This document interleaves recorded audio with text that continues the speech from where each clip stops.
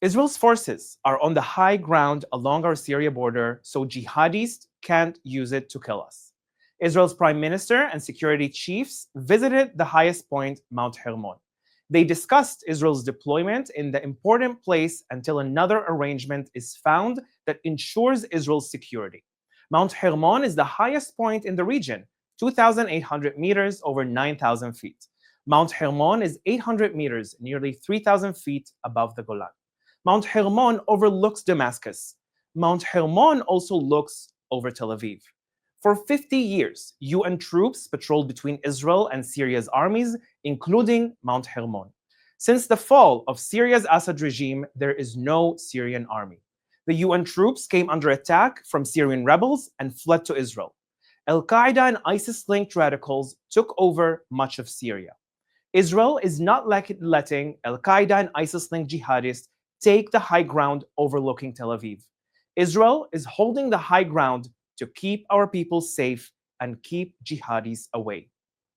Yesterday, another Hezbollah terrorist was loading weapons in a vehicle in southern Lebanon. That's another violation of the ceasefire in Lebanon. Hezbollah is supposed to disarm. Hezbollah is not supposed to be in southern Lebanon. In the 18 years of ceasefire after the last war, no one enforced the deal on Hezbollah. Hezbollah fortified the border with Israel. The UN troops in Lebanon did not stop Hezbollah. Lebanon's army did not stop Hezbollah. France did not stop Hezbollah. That's why Israel's aircraft struck the Hezbollah vehicle and the weapons. That's why Israel's troops are deployed in southern Lebanon. That's why Israel is maintaining freedom of action in Lebanon. Israel is enforcing the ceasefire on Hezbollah.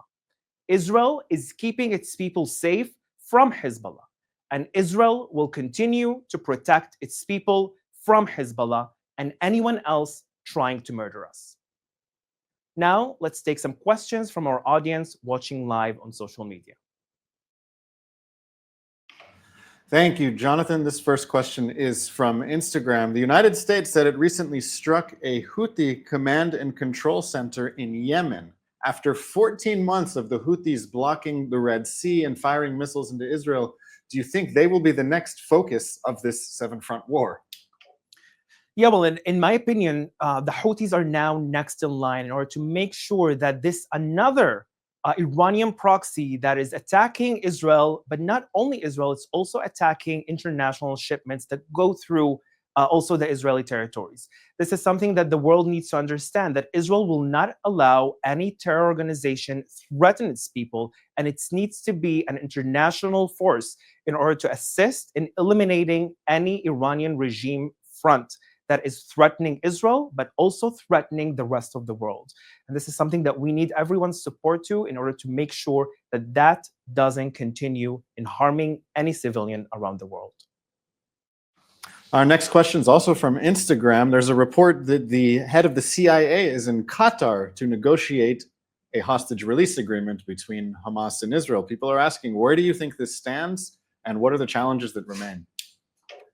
So we're hearing a lot of reports in the last week about an ongoing negotiation that hopefully will end up by Hamas ending its territory regime over Gaza, but also one of the major points that is the most important point, and that's why Israel went to war against Hamas, is to return back all the 100 hostages that are still remained in Hamas's terror dungeons in Gaza. And this is something that all Israelis, and I know that everyone worldwide, are really looking forward and anticipating for the return of all the hostages back to their families. And hopefully we will see everyone back safe, except of course those that were already announced dead because of Hamas's persecution and because of Hamas's executing them in captivity. We are really optimistic, but on the other hand, Hamas is a terrorist organization that have refused numerous times to have any ceasefire or to return the hostages. That was the Israeli demand from the beginning of the war. This is something that me personally really hope to see the day that the hostages are back home and that Hamas stops controlling Gaza. As we heard also from reports, Hamas is also active in the West Bank, in the territory of Judea and Samaria. the Iranian regime is trying also to make a front from within the West Bank in order to make sure that the Palestinian territory, that, by the way, haven't yet denounced Hamas's October 7th massacre against Israelis. Hamas is now using the same tactics like they use against Israelis, also against the Palestinian people inside of the West Bank by firing from hospitals, firing from civilian territories. And that's something that all of us can't agree to continue. Hamas must end its rule in Gaza, but Hamas can't infiltrate anymore in the Palestinian territory. This is a question from Instagram from someone named Roan. Can you explain why the UN troops in Syria seem to do their jobs, but the ones in Lebanon clearly didn't? What's the difference between the two situations? Well, that is a fantastic question. First of all, the deployment of UN in Syria were UNDOF. And I believe that one of the major things is that Israel made sure not to have that front being heated. But also, we've seen a lot of reports from the last years of the Syrian civil war since it started around 2011, where we had a lot of breaches of that front. And UNDOF, although wasn't successful in preventing from missiles to be fired against Israel from those territories, this time it changed because this time Israel is making sure to enforce it on the ground and to make sure. But also, it's important to notice that UNDOF UN deployment in Syria was attacked by the rebels a few weeks ago, and that's why Israel stepped in. They secured the UN forces in the territory, and the UN forces entered and got shelter in Israel. And now Israel is maintaining that force. At the end of the day, Syria was, you can say, in much more control of the situation over its border. Yet in Lebanon, you had Hezbollah that did whatever they want, forcing Lebanon to accept every breach of Lebanese territory that they have done throughout the years. This is about time that we change that equation. Israel and also Lebanon can't let Hezbollah rearm, regain its power, and attack Israel again, and basically drag Lebanon to another war that has nothing to do with any Lebanese cause. And also, this time, we don't need only to have alliance with the UN forces in Lebanon. It shouldn't end by having a piece of paper as a ceasefire. It needs to end with peace deal, not with a piece of paper. This is our final question today. As the Iranian regime's proxies grow weaker, do you fear that the Iranian regime will race to a nuclear weapon? This is the main concern of Israel right now, is that Iran is heading towards a nuclear weapon. That's why Israel has done everything in its power in order to make sure that Iran wouldn't hold that capabilities.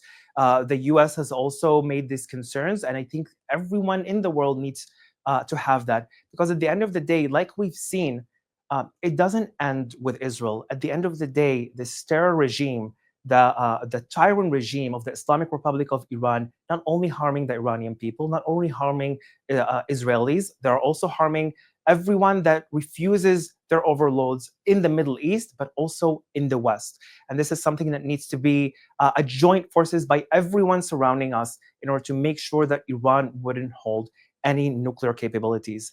Also, it's important to note, yes, Iran is now in its weakest because all of their proxies that they have funded for over, you can say, 3 decades, is now, all of them have been weakened and almost eliminated. And hopefully, we will make sure that Iran wouldn't be another threat on anyone else in the world. Thank you very much for watching. And remember, there are less than 2 weeks left to make your year-end gift.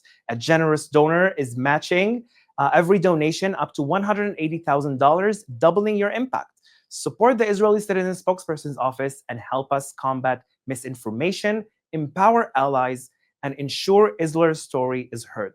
Don't miss this chance. Every dollar counts twice. That's all we have time for. Thank you very much for tuning in. We'll be back tomorrow at 3 p.m. Israel time and 8 a.m. East Coast time. And if this is the last time I see you before Christmas, I want to wish you a happy Christmas and Happy New Year.